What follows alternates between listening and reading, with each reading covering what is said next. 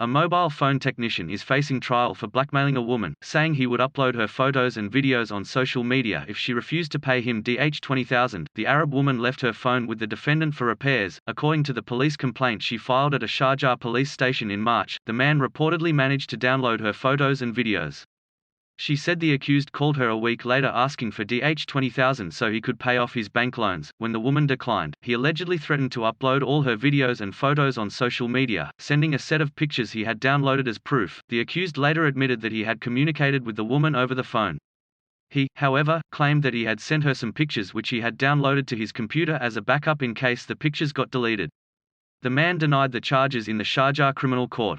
The trial was adjourned till May. Afkarali at collegetimes.com.